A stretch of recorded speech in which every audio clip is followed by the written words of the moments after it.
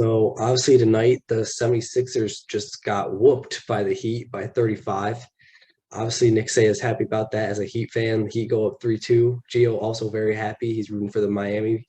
And for the 76ers, that's just embarrassing, especially like Gio, you and I were just talking about it. It's embarrassing for Joel Embiid specifically. The him not winning MVP really distracted him, and he came out passive, and his team followed, and it just resulted in an epic blowout loss for them. I wouldn't say it was so much the MVP award like clouded his like judgment as much as it was that Miami defense adjustment. They kind of they suffocated him and did not really allow him to have the ball a lot, which I think was a massive piece in that Miami win.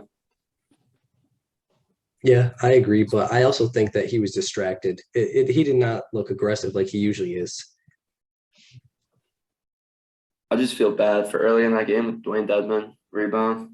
Yeah, when he got hit in the face. Yeah. Because I'm a Heat fan, but I don't want to see them hurt. Because Right. what does that win mean? Nothing Right. really. Yeah.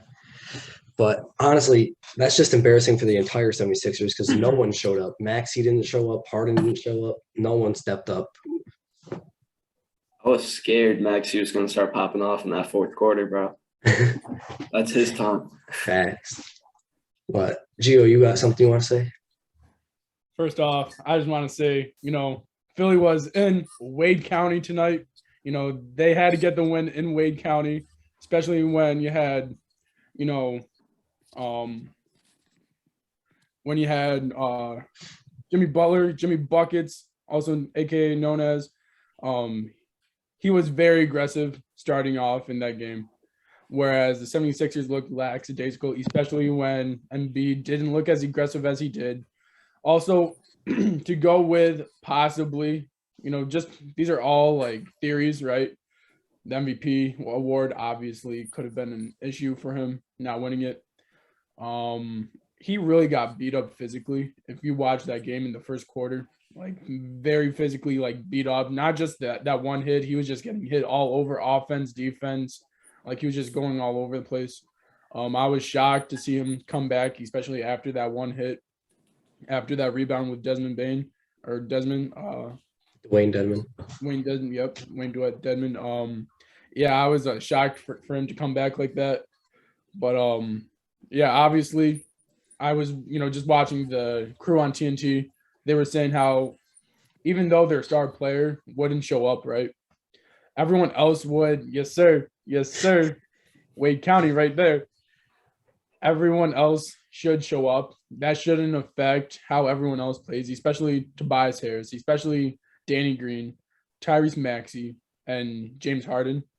Everyone else obviously shot pretty bad tonight, but at the same time, you got to take it into your own hands because saying, you know what, if you're not going to show up, you're not going to play. Might as well be me. So it's just that next man mentality, especially what the Heat have right now is the next man mentality. Everyone on that team can pop off at any point in time. And as teammates, they're allowing that, right? They want to see their teammates pop off, like Bam Adebayo, like PJ Tucker, who had 7 assists tonight. And so it's amazing to see that whole team aspect. I feel like the 76ers beating them last game has they awoken the beast. So yeah, I also think about what you say about the TNT crew. They said even though Joel's hurt, he's still playing, so he should still be able to give at least 75% effort. He was giving 50% effort, it seemed like. Right, but at the same time, like you said, he's going through the motions, but he is very injured at the moment. Like I said, he did get beat up. I don't know if Nick saw, but he got beat up tremendously in that first quarter, where I thought, that's like an entire beating for a whole game pretty much, but it was just in the first quarter. So yeah, he got pretty beat up in that first quarter, and with all the injuries he's dealing with, he's lucky he can run out there. So yeah, like you said, it shouldn't have affected the entire team like it did. Right. But so obviously this Heat haven't won in Philly yet. So I want to hear Nick's thoughts on what they have to do to close it out in Philly. What they have to do? Yeah. I need them to play the same defense they did today on Joel Embiid. I'm not saying Like I want them to play very suffocating defense on Joel because when we take him out, obviously it works out for their whole team. He is the life of their team. Mhm. But at the same time, I need my guys to hit shots in Philly more than just Jimmy Butler. So that's what I think they need to do. But I'll be very happy if they win Game 6. But I think it comes down to Miami, Game 7. Miami wins. That's what I think is going to happen as well. Because the Sixers just played totally different at home, and they're going to come out aggressive after this blowout loss, I think. A big factor to this blowout loss, I think, was Doc Rivers as well. Yeah. Him getting ejected. And he got like super mad at his team multiple times. When you play Miami, you got to hustle, bro. Otherwise, they're going to beat you. And Philly just had no hustle to them at all. And they just kept turning it over, which doesn't help. That Heat defense. Yeah. And it was careless turnovers here and there too. They got to pick it up. For sure, because they lose, they're eliminated, and they don't want to get kicked in the second round again, like they have always. Gia, what are your thoughts on that? Agreeing with Jimmy Butler, right? I feel like you guys can miss the shots, right? Obviously, you want to make them, but the defensive aspect of it, right? If they play the defense, right, and they just try to close out, I feel like they're gonna win the game no matter what. But if they make their shots, that's gonna be a plus for them. But yeah, defensively, if they come out defensively minded, try to close out, have great rotations, I think they're gonna win that game no matter what. Also, for the 76ers side of it, right? Doc Rivers has to play Paul Millsap, especially against this, hard, gritty team like the Miami Heat. Paul Millsap is that player where he will, play defense. He's a gritty player, just like a PJ Tucker, and I feel like, they're not using him wisely right now. They don't even use him at all. They just put that Reed kid in, and he does rebound and stuff, but outside of that, he doesn't do much. Right, he's not that, but when you put in Paul Millsap, right, you got that seasoned veteran who knows how to play playoff basketball, who's won a lot in the playoffs, I believe, with the Hawks, with Denver. So, yeah, I agree. With that, sorry, go ahead, Jay. No, go ahead. That's all I was going to say. With that Millsap thing, I think you got to look at the Boston Celtics and look at old Al Horford about how he was playing. You got to at least take the risk with Paul Millsap because he is an upgrade offensively as well over Reed. So I just think having that when Joel Embiid is getting really shut out will also be like a little bump up for them. Mm-hmm. But hopefully they don't listen to that advice. Right, because that would be an easier game for you guys. So, but yeah, I think speaking on the defense, that in Philly they were switching on Embiid way too much. Like they were putting Butler on them, and that's an automatic mismatch. Like there's nothing you can do for that. And Butler tried to front him, but it wasn't working very well. And he just got in the paint, and they had to foul him. So I feel like this defense would definitely work a lot better in order to close it out. I agree with that. Jimmy Butler, no slouch though. I thought he played decent defense, but it just comes down to size. Where he was like, yeah, it's just the height. Like it's not like the heart; it's just the height. Yeah. But in other news, the other series, obviously the Mavericks have tied it up 2-2, and they're up right now as well. And we talked about how Luka Doncic needed more help, and Dorian Finney-Smith has stepped up big time. He hit 8 threes in Game 4, and he's already hit a couple tonight as well. Tell Devin Booker to stop calling him soft. My boy turned it around since then. That's facts. But, I mean, as long as Luka gets help like this, they could at least force it to 7, I feel like. I think this is a must-win game for Denver or Dallas. Because I think if they don't get this win, although they're in Phoenix, right? Yeah. I think with this lead and with this Phoenix Suns team, they have to win this game. Otherwise, Phoenix is just going to close it out, I think, in Game 6. Yeah. I think 7 games is their strength. I still think the Suns will win in 7, but I feel like they could definitely force 7 as long as Luka continues to get this help. Gio, what you think? The only reason Dallas is winning these games is obviously because Chris Paul isn't playing to the Chris Paul standard we saw in games 1 and 2. Chris Paul last game had the fourth quarter incident with the fan, I believe, And he fouled out. and he fouled out. So Sorry, real quick, whose side are you on with that? Are you on Chris Paul's side or the league's? with the fan interaction, Yeah, Chris Paul's gonna get fined too for like talking to that fan.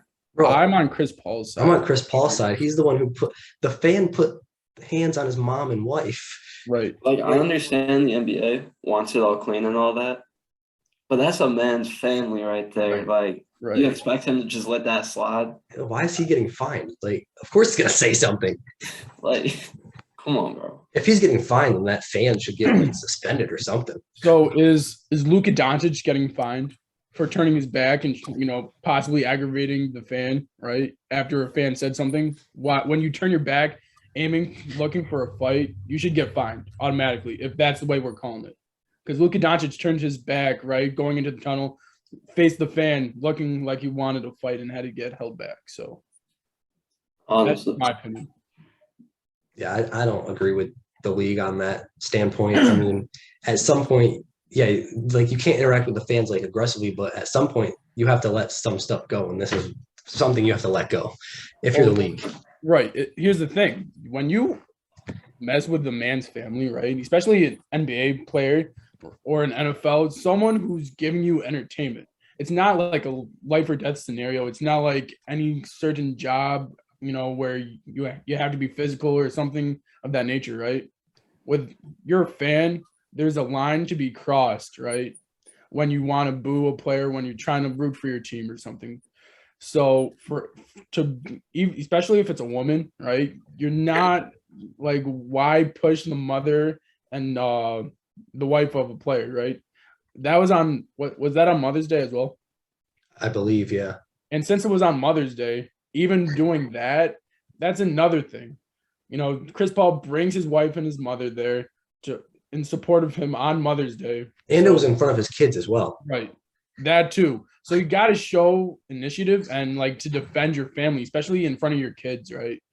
That's just the right thing to do, especially when, you didn't start it, but you're sure going to finish it, especially Chris Paul. Knowing him, he's a great person and, he's a great player. So it's not like Chris Paul, it's not like he usually interacts with fans like this at all. Like, he never does. So I don't understand the fine. Right.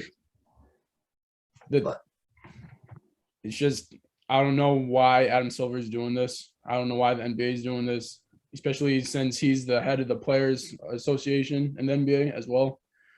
There is a line to be crossed, and I believe that fan crossed it, and there's something you have to do as a player to initiate defensively.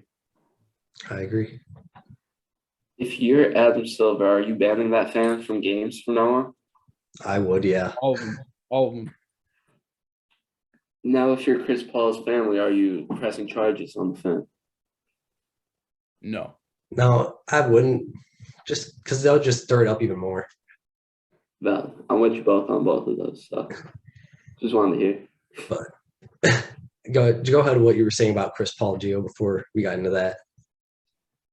So anyways, yeah, so Chris Paul, right, is an amazing player. We've seen what he did the first two games. I believe he went 14 for 14 in one of the games. Mhm. And then he had 21 points, I believe, in game one or something like that, where they won that game. And in game 3 and 4, he was nowhere to be found. I believe he shot maybe 8 shots in game 3. And I believe he went like maybe 12 shots in game 2, whereas he's usually, shooting around like 20 shots, 25 shots, right? Along with around like 8 or 10 assists. So. And it was weird too in game 3 when he had 7 turnovers in the first half alone. Right. So I don't know, like, if it's the Mavericks defense or if it's just his head's not in the game. I think for game 4, I think it was his head wasn't in the game, obviously for that that reason we just mentioned. But also I don't think he should have fouled out. Do you guys believe that was a foul, that last foul?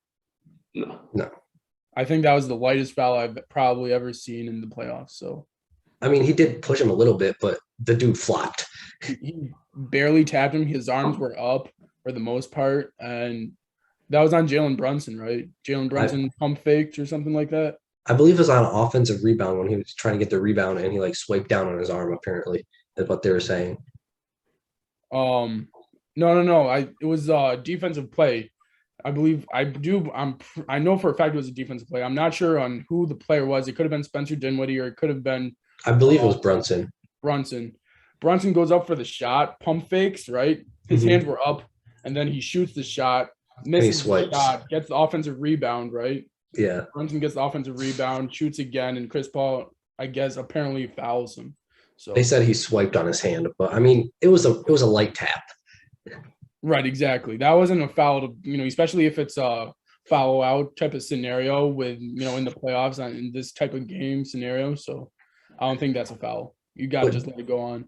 Do you think having Chris Paul in that game would have affected the result? Because with the way Finney-Smith was shooting, I don't think it would have. They would have had a better chance for sure. I think if Chris Paul played, I think Phoenix probably could have turned it around, I think, even with Dorian Finney-Smith showing the way he was. Because that was at 8 minutes left in the fourth quarter, so there's plenty of time still left. That's true. I also did not like Monty Williams' decision to put him in at the end of the second quarter when he already had 3, and then he picked up his 4th before halftime. Like, that was just dumb. Right. I kind of understand it though, where you want your best players on the court trying to make something happen, get some more momentum going. Yeah, but I mean, he had 3 fouls. You got to know when to not put him in. There's only so many seconds left. Yeah, true. At the same time, I would say, agreeing with Say, you want your best players in, especially if it's Chris Paul, right? CP3. He's probably one of the most knowledgeable players about rules, about the game in general in the NBA right now. So he's an extremely smart individual and a player. So I think, in a usual game, he wouldn't have, committed fouls and stuff like that. So I think Chris Paul, I think you were right. His head wasn't in the game because, like, the fouls that he were committing that were fouls they looked pretty stupid. Like when he tried to stop and then Brunson ran over him, that was not smart. But I don't know. He's still not being aggressive right now. He's only shot 1 shot and they're down by 3. So eventually he's going to have to take over. I would expect him to take over in the fourth quarter. That's just my guess. I would assume the same thing after. I don't see him having 3 bad games in a row. And especially if the game's close, like he always does, he's the point guard maestro. He'll figure it out. Exactly. I'm very confident he'll turn it up in the fourth quarter too. I feel like that's his time. For sure. Especially at home too. Yeah. That's why I think it would have been different in Dallas if he was playing, because I know he can turn it up, make the smart passes, but also kind of be a little shot heavy. Yeah. Because D-Book was also shooting very well in the fourth quarter. It's just he had no help. Yep. Right. But right now, it's still, early in the game. Finney-Smith is 2 for 2. Kleba's 1 for 1 from 3. And Jalen Brunson, who has shown up this game so far, is 2 for 3. So still a long game. These guys are hitting the shots right now and anything can happen. So yeah, that's true. But in other news, like Say mentioned, Big Al Horford for the win yesterday. He led the Celtics to a big win to tie the series up at 2-2 going back to Boston. I think Giannis Antetokounmpo's dunk on him and Mean Mug really ignited him, and then he just let it out on Giannis for the rest of the game and on the Bucks in general. Did you see his sister's tweet? Yeah. That had me dying, bro. Same, bro. But yeah, after that, and then he dunks on Giannis too. Yeah, Giannis fired him up. I'm so happy to see it too, because he had 30 points that game? He had 30, yeah. 30 and 8 rebounds. I mean, you would expect Tatum to get 30 like he did, but you would expect to be Tatum and Brown, not Tatum and Horford. Yeah, that just made me happy watching that, Yeah, same. I like Al Horford getting his moments. He's getting the bright lights now after scoring 30, making Giannis look small. Right. I mean, on the Bucks side, though, Giannis played great. It's just he had no help at all. That's when I need Drew Holiday to do a little bit more. I mean, he did have 16, but the shots he was shooting, they weren't very smart shots. Like he's a okay 3-point shooter, but I'd like to see him drive more. Yep. What you think, Jeff? Obviously, Drew Holiday has to play better. When he does play well, they win the game. Mhm. And for Big Al Horford, I haven't seen him play this good since he was on the Hawks. I love Yeah. that brought back so many memories with Jeff Teague, Paul Millsap, Kyle Korver, Big Al Horford. That was a scary team back in the day, especially for the Miami Heat when Kyle Korver lit them up, I believe, in the playoffs a couple times. So it was just great. Brought back so many memories with Al Horford playing that game, and I just want him to play like this, like more often, and especially like in the first round of it, right when he was with Boston, that first stint with Gordon Hayward and Kyrie, we all expected him to be that third player, and now Al Horford played like a second option, and it's amazing to see. Obviously, he's not going to be doing this that often, but he's still got it in him. So we'll never know what happens in the finals if they do make it there, possibly. Yeah. Or Eastern Conference Finals. You never know if he'll show up against the Heat. So See, But I'm hoping. Sorry, go ahead, no, Jeff. go ahead, Drew. Go ahead. I'm hoping this Al Horford continues to be shown for 1 to 2 more games. After that, I hope Al Horford just used all his magic and he has nothing left in the tank. That's fair if you guys meet up. Yep. But we could also call out Bobby Portis on the Bucks too. He was not aggressive at all, and off the bench, he's supposed to be the best scorer and most aggressive player, and he was not at all yesterday. Bobby Portis needs to get a lot of he needs to be called out on that because he was supposed to be the impact off the bench. He right now he is probably their third best player, I would say. Yeah, I would That's agree. healthy. So for him to have a game like that, that's just inexcusable. I don't expect him to go out there and drop 30. No. But at least give me 15, 18, something like that, being the third best. Right. That's what I was thinking too, because he's proven that he can get 20 to 25.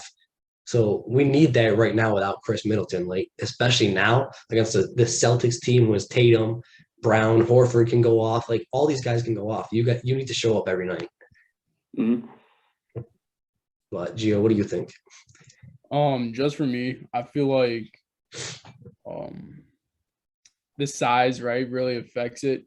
And they went with a smaller, lineup with Wesley Matthews. And I feel like if they started, Bobby Portis, he only had 15 minutes. You guys can't really go against that, right, in that aspect where he is, he needs to put up those shots in order to make them. And he's only shot 7 shots with 15 minutes. So, evidently, he should be making more of those shots and those 7 shots. But at the same time, he needs more minutes to put up those shots. So I just feel like, at the same time, he needs that. But it's great to see Brook Lopez, scoring 17 points. Drew Holiday, obviously, needed to play better, but he still scored 16. Wesley Matthews, scored 12. Grayson Allen, I feel like, needs to play better, and Giannis did his thing. So, also, Pat Connaughton also hit a couple threes as well. Right, and he did play 30 minutes. At the same time, who are you trying to give your minutes to if you're the coach? Over who? I'm just saying, if you're saying Bobby Portis is the third best player, correct? Mm-hmm.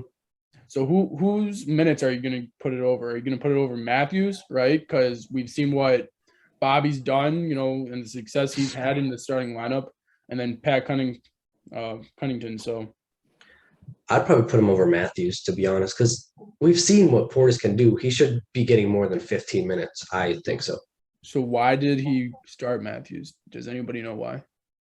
I think he just does it for defensive purposes because Matthews is one of the premier defenders on that team. So, but at the same time, you had 13 rebounds from Jason Tatum and 8 from Al Horford. For me, Jason Tatum should not be getting 13 rebounds. That's inexcusable. You need to box out.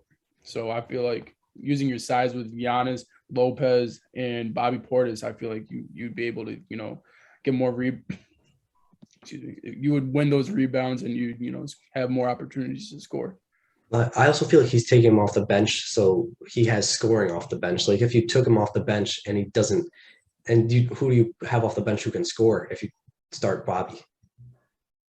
That's a great. What about Grayson Allen? Why start Grayson Allen? Why don't you start Wesley Matthews right for the defensive aspect? Have Bobby Portis in there as well. Put Grayson at, along with Pat and along with George Hill, right? I feel like, that's a great bench for you.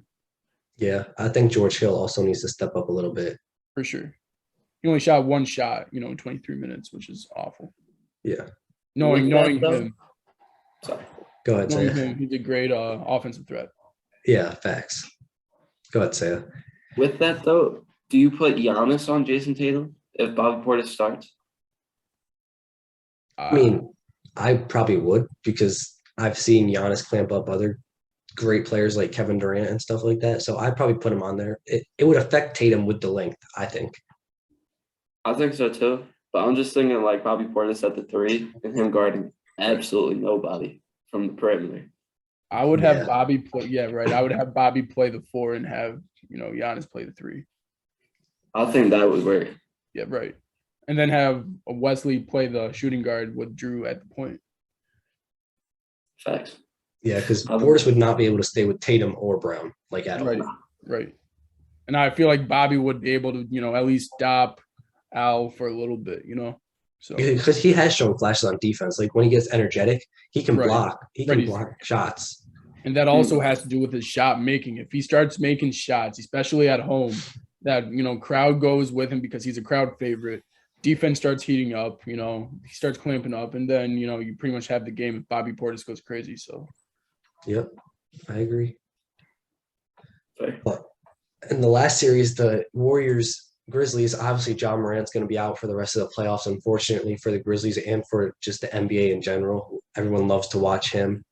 But last night's game was ugly on both sides. I think the Warriors should have blew out the Grizzlies, and they did not look like a championship caliber team last night, in my opinion. Fair. I agree with that. I'm bummed John's not playing Yeah. because it would make it a more exciting series. Mhm. But I do agree with that sloppy play last game. I think if you're the Warriors, the fact that they didn't walk out with like a 20-point win, I would say, Yeah, just kind of shows the depth of Memphis at the same time, though. Yeah, that's true. I think Memphis is kind of decent.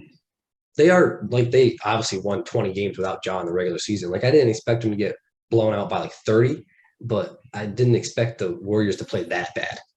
Yeah. With it being playoff basketball, too, I expected them to like be on a different level and just blow out the Grizzlies.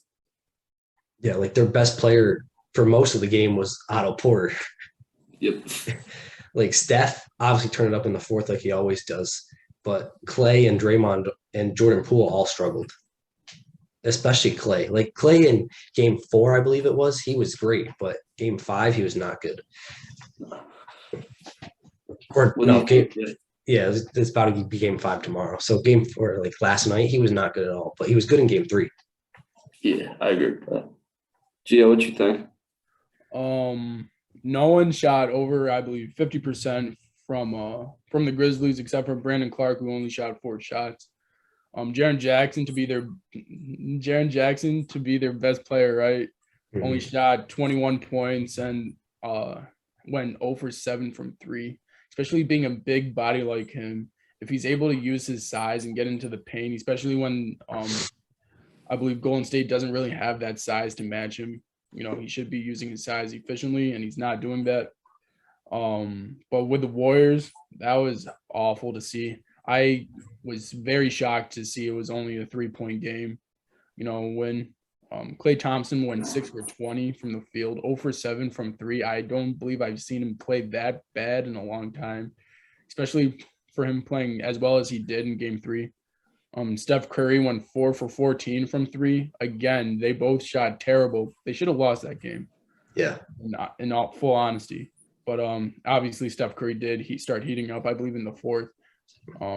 So yeah, bad win, but also a win is a win. So, you just got to go to the next game. That's the one thing that I feel like could haunt the Warriors in series to come. Like if they play like that against the Suns team, they're going to have no shot to win that game in particular.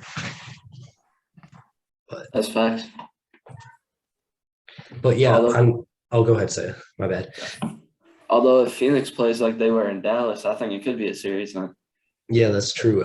I mean, it all depends on which team shows up for both teams. Yep. But with JJJ, like you said, I mean, he's an okay 3-point shooter, but like you said, he needs to use his size. He's a big man for a reason. He needs to get in the paint. And when he does get in the paint, he gets fouled or he gets an easy dunk or layup. Like his shot, he relies on his three too much, in my opinion. For sure. That's fair. But I don't know. I think the Grizzlies don't have a shot to win without Ja anymore. I feel like the Warriors are going to close it out tomorrow. I agree with that. I agree with that as well. But at the same time, I think both conferences are up for grabs at this moment. I don't really see a clear winner, especially if, we see Chris Paul not show up and we see both shooters on the Warriors not show up. I know Miami, we believe Miami's going to come out of the East, at least me and Say do. But the way Miami played against Philly last game is shocking to me. And I really wished I saw the consistency as we saw against the Hawks in the first two games against Philly. But yeah, it's going to be hard to pick, especially the way Boston can play. It's going to be. I feel like it's going to 7 both conferences. I agree. I disagree. Well, so Nick Sam, left off with a cliffhanger, but I'm sure we all know he's going to have a biased answer towards the Miami Heat in this next answer. So let's see what he has to say. So I have Miami winning in 6 games in the Eastern Conference Finals. Now, is it biased? No. No. And I'll tell you why. Okay. So with Miami, I think they come out, they win the first 2 games in Miami. And then the first game or 2 in Boston or Milwaukee, they'll give up 1 or 2 games. But then when it comes down to coming back to Miami, it's over. You're going to see their real defense, their real offense, and then they just close it out in that 6th game in Boston or Milwaukee. I think that's valid though, because the way the Heat play at home, like they're such a different team at home, and that showed tonight compared to how they play at Philly. Mm-hmm. Like their whole team shows up at home. All 5 starters at double figures and 2 bench players at double figures as well. Like if that happens consistently, that's going to be very hard to beat. And then Heat and 4 in the finals. There's my bias. That's bias, yeah. But Gio, you got something you want to say? Yeah, realistically, I would have to agree with Nick on this one. 6 games in the Eastern Conference Finals. I believe they can take a game in Milwaukee or Boston just because of how well the defense is. How, depending on the shooting night, that's just a plus. Like I said before, as long as they play defense, they're going to win the game. But shooting-wise, if Tyler Hero pops off, Duncan Robinson pops off, Victor Oladipo has like a 20-point game, off the bench, that's great for them. You never know if Strauss is going to play well like he did tonight. So that is true. I feel like Strus has been one of the more consistent pieces in this series, though, for Miami. Yeah, I agree. I didn't expect him to do this well tonight, though. No, this was great to see Strus play like this. But I also feel like Duncan Robinson hasn't been getting much playing time either. I think it's more of the defensive side that he's not playing as much, though. That makes sense. Because I more like of an offensive threat. Yeah. Like if he's on making his threes, then you have to play him. Mm-hmm. But if he's not hitting necessarily his shots, he doesn't really play defense. So he's just out there. But I like Gabe Vincent with the starting job because he can lock it down, but also hit a 3 here and there. Yeah. That makes sense. But isn't Duncan Robinson a free agent after this season? No. Nah. Oh, he's locked You guys up. signed him last year, right? Yeah, we signed him I think it's a 4-year, $15 million each year type thing. Oh, wow. He's locked up. Yeah. I might be wrong, though. I feel like No, I think you're right. I feel like he should play at least 15 minutes, though, even if he's not hitting his shots, because he has to have time to get a rhythm. Mm-hmm. I'm happy he's getting incorporated again though. Yeah. It's also going to be different next series. Like next series, they might favor Duncan Robinson over It's Gabe also Vincent. it's also different because like Depot's back too, and he's a shooting guard as well. Yeah. I trust Coach Spell. So whatever Spell goes with, I'm with it. And it's been working, so like why go away from it? Yeah. And Vincent did play good tonight. Like I saw him hit a couple threes. Yes, sir. But speaking of the Suns, me and Gio were talking about this before we started the second episode up, how Monty Williams won the Coach of the Year. We both don't agree with it. We think someone else should have won it. I personally think the Memphis coach should have won it, and I wanted to hear your thoughts on it, Saya. I think that's valid where the Memphis coach should have won it. But at the same time, I'm not mad Monty won it. He had the best team in the entire league. He had to go through a little bit without Chris Paul, I believe. I think he got hurt in the regular season. Yeah, 4 to 6 weeks. Yeah, and the team still was afloat, still the number 1 seed. Devin Booker never got hurt, right? No, not until the playoffs. Yeah. So I think it's with Chris Paul, like the heart of that team, the person that really changed the culture, to go out for that long time. They still win 60-plus games. I think it's fair for Monty to win it. I mean, I'm not mad about it. I just feel like the way that the Memphis coach brought a 7 seed team to a 2nd seed in like 1 year, I feel like that's insane. The only other person, the person I believe that should have won it over Monty is, I'm blanking on his name, but the Boston Celtics coach. Oh, Ime Udoka? Yeah, I think Udoka should have won it. That's fair.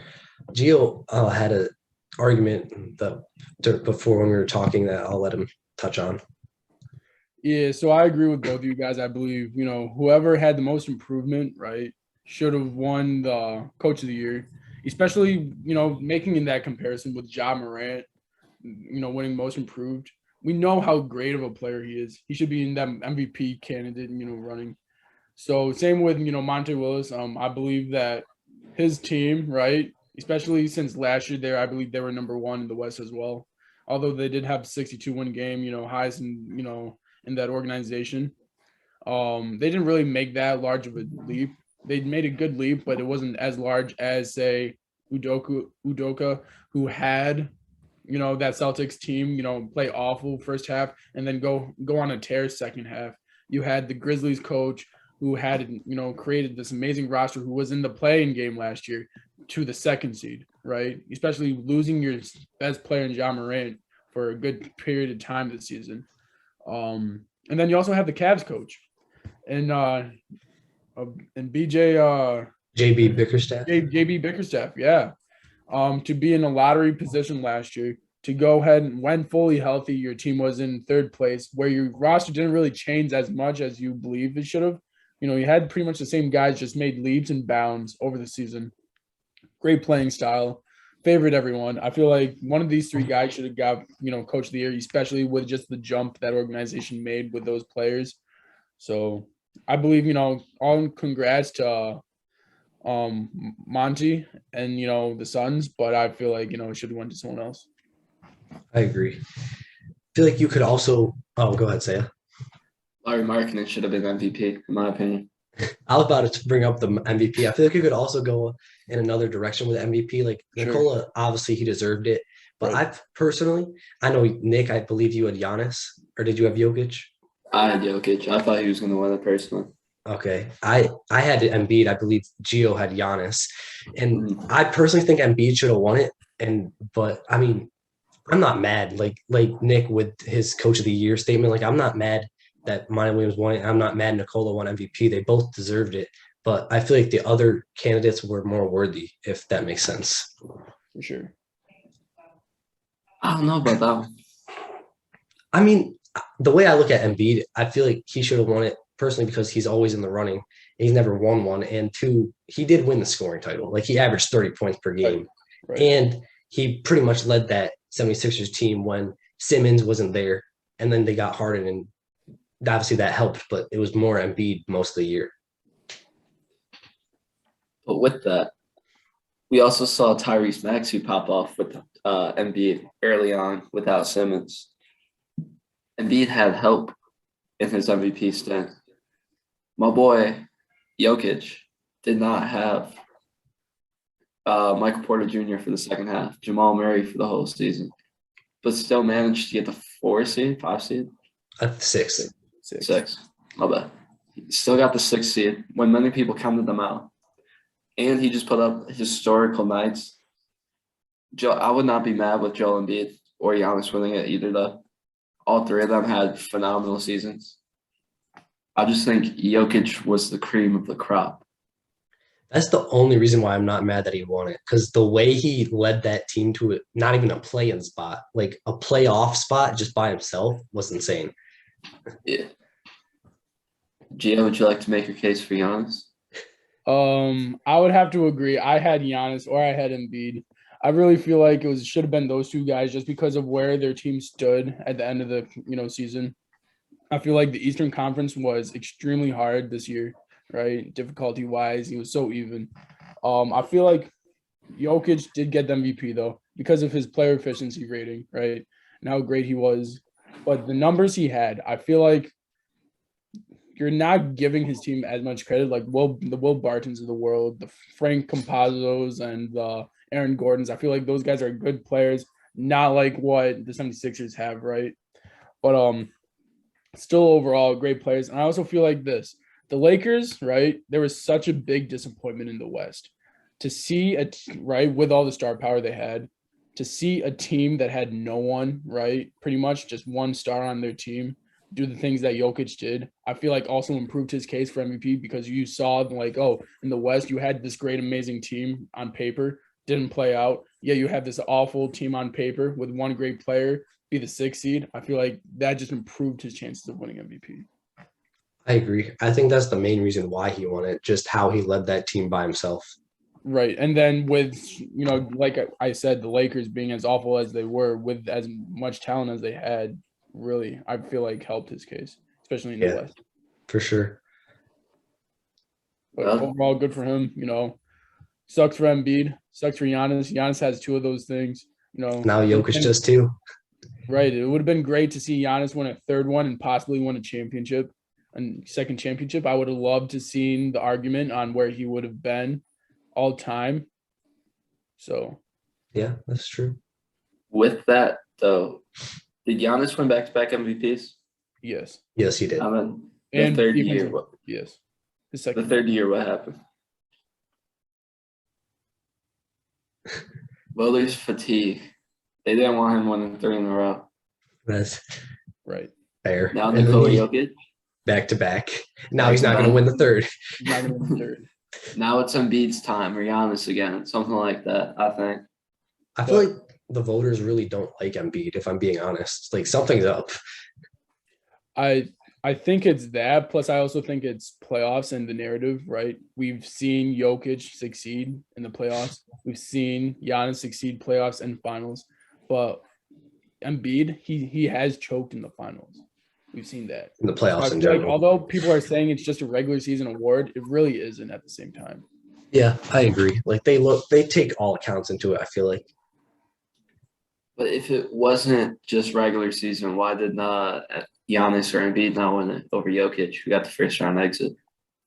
Right, but at the same time, Embiid has choked previously in the playoffs. I feel like it is and it isn't at the same time. Like, people have to have like this parameter, right? Whether it is the playoffs should count or not, because it's not fair to Embiid, who did win the scoring title, right? And just to see how well you play in the playoffs, right? That's really where it matters and where the most valuable player is shown. So I don't know. That's right. Hard to say. I don't think they count the playoffs. I think they just look at the success the player has had in the playoffs and then be like, oh, he's had more success. He should win it. I think it's Embiid's year next year, though. I feel like he's going to be even more hungry. He's going to be more mad than he already was this year. As long as he can get healthy again after he gets beaten in Game 6, I think he has a real case for MVP next year with Giannis having back-to-backs, Jokic having back-to-backs. Now it's Embiid's time to at least get one. I agree. if not Ja Morant, though. That's true, Ja. Don't sleep on Ja.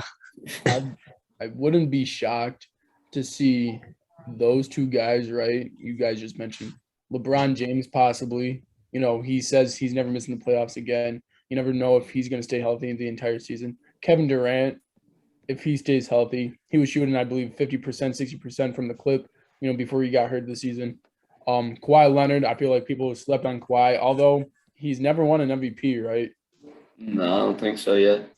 He's been out for 2 years. He's been sitting. He's healthy, should be healthy. His game should, stay the same because of how great of a player he is. Defense should hopefully come back. You never know if he can go on a run for MVP. So I believe DeMar DeRozan could also make another run DeMar like he did in the DeRozan. first half of the season. Right. So, I mean, it's going to be a lot more players to go up against, I feel like. At the same time, go ahead. With the MVP, though, do you think it's more big name marketable players that win it every time? I think so, yeah. So, You have to be superstar, I feel like, for the market players, right? Or no? More superstars, I feel like. Right. Like you have to be superstar to be the MVP, correct or no? I mean, it's the way it looks like, yeah. So do you think DeMar DeRozan has enough buzz around his name to win an MVP? For sure. I think he does. If he continues to play like he did in the first half of the season this year, for the whole season. He played bad nights. Yeah. If he didn't have a bad second half after the All-Star break, I feel like he would have been at least top 4. Yeah, I think so too. I don't know. It's going to be. What about Jason Tatum? You could also put him in the running. Not yet. And you don't forget about Luka either. Like he could also. Luka, right? He says he's not going to be out of shape next season, so we'll see what happens. I don't want to see Luka win it yet, bro. How come? Luka's just so ball dominant where he does everything. Yeah. Instead of being like a team player, which you can call him the MVP because he does everything and all that. But at the same time, he never really gives opportunities for other people to really also shine. Yeah, that's true. What do you mean by that? Because he has the assist to prove that, he's a passive player. Well, he does pass, but most of the time it's him taking over. Right. So what I'm trying. We've seen Giannis do the exact same thing. Okay. But with Giannis, Middleton's still a big piece in that, in the way that he can still dribble the ball. He can run the offense. I'm saying if you have Luka and say Damian Lillard goes to Dallas. Okay. I don't see Dame being anything really more than a spot-up shooter when both of them are on the court at the same time. I feel the same way because majority of his assists come from, passes that when he drives in the paint. Right. So all you have to do if you play with Luka is shoot. It's kind of like playing with LeBron. You just have to be ready to shoot. Yeah. I can understand that because of how bad Casey or Kristaps, played with him, right? We thought he was going to be a bigger part of that team. And he evidently wasn't. So I can agree with that statement. I don't think he'll win it yet. I think it's going to be Embiid, like you said, or another big name. But you can watch out for Tatum and Luka in years to come as well. Their time's coming. It's coming. It's coming fast. At the same time, though, I thought you were going to mention his age, right? Because of what Ja did, right, and his age and how young he is. Luke has been playing professional basketball since he was 16, and I feel like people should, not, put that against him, right? Mm-hmm. Because although he is 22, 23 years old, he's been playing for as long as some of these guys have had half of their career so far. So I agree. But before we end, I did want to bring up one thing in the NFL. I know it's a little old news, but do you mind if I had one thing I wanted to mention in the NBA real quick? Oh yeah, go ahead. So with the success that Embiid had this year, right, with his team, and he's in the second round right now, possibly going to leave second round exit. Next year with Jamal Murray coming back, Michael Porter coming back, do you believe Jokic is going to have an MVP season, or do you believe he's going to have the success in the playoffs more? I think he will have an MVP season, but not to the effect that he did this season. I think he'll have more playoff success than he will stats wise. That's what I believe too. I also believe that. Good to It's know. wild. But going back to the NFL, I know it's a little old news, but DeAndre Hopkins getting suspended for 6 games for PED use. I wanted to hear you guys' thoughts on that and how it affects the Cardinals. Because Kyler Murray with DeAndre Hopkins and without DeAndre Hopkins is 2 totally different quarterbacks. Arizona had to have known on draft night, right? I think That he they was gonna did. get suspended. They must have, because why else would they have made that trade? Yeah. So I think they could be. I don't think they'll go 0-6. I don't think they'll go 2-4 even. I think they'll go 4-2 because they still have a wide receiver 1, but it's no D-Hop. And they have, don't count out Rondell Moore either. Yeah. I think that Arizona team is going to be like 12 or like 12-5. Nah, 13-4, I think, something like that. I think they're going to be nice. I don't know. I feel like Kyler Murray has to play better consistently, like all season. Like the first half of the season last season, he was great, but the second season he kind of fell off, and that's why they lost in the playoffs. I feel like. Sorry. What do you think about it, Gia? If I'm DeAndre Hopkins, could you have appealed that decision? He said he was going to, and then he retracted it. Okay, so obviously he did take something. He said it. There was something in his drink that he did not know was in it. So that could be a scenario where poppy seeds do have that effect, right, and will show a positive result of drugs, right, because of I believe have some sort of like opium, right, or something like that. Something like that, poppy yeah. seeds or whatever, food based or poppy seed dressing or some whatever the case may be. Anyways, going back to the football aspect of it, Kyler Murray has his number 1 receiver. You're not missing a beat when you have his buddy Marquise Brown playing with him again. That's a duo you guys have to watch out for. If I'm DeAndre Hopkins, that's the worst case scenario for me because I'm becoming a 2. Because if there's success between him and Marquise, that's going to be his number 1. That's his buddy. Obviously, James Conner, I believe, is going to have a better season this year. So I truly believe, and also they also have Zach Ertz as well, where hopefully a full season with him, he's integrated into the offense. But yeah, I feel like they're gonna go 5-1. If that, they could go 6-0, especially with that defense coming out strong.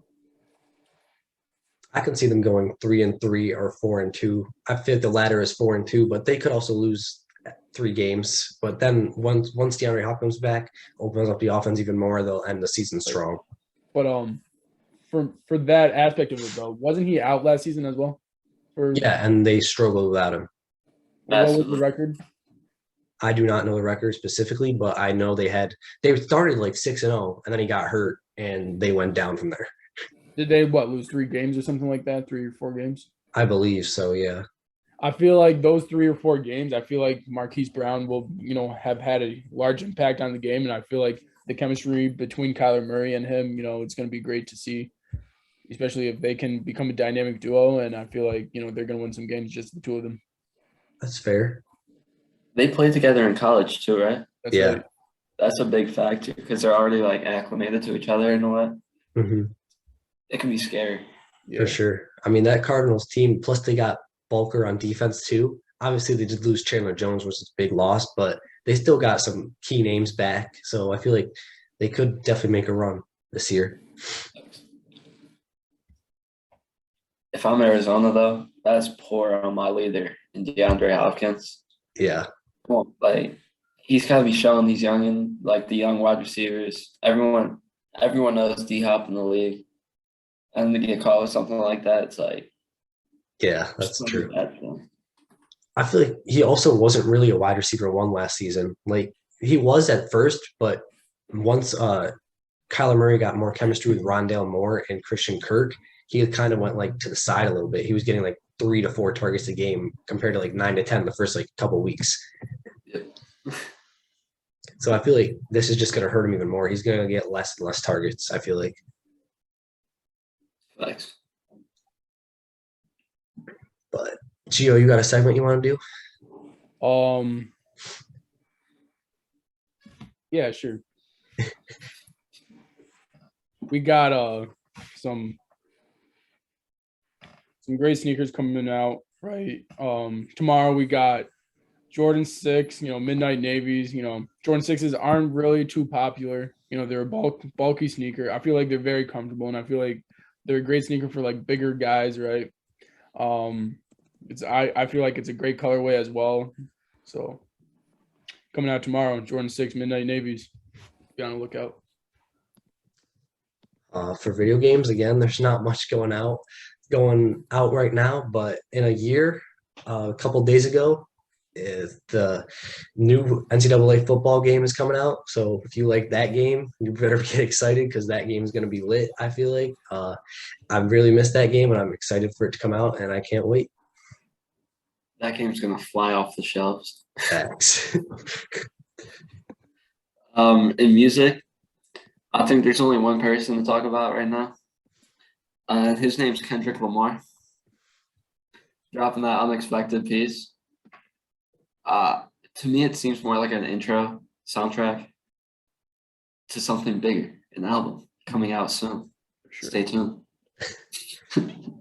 But that's all the time we got for the day. Thank y'all for watching, and see y'all Thursday. Thank you for watching. Like, comment, Gia. Make sure you guys subscribe as well. I'll see you on the link. I'll see you guys on the next one. Thank you guys for watching. Peace. Enjoy. Thank you.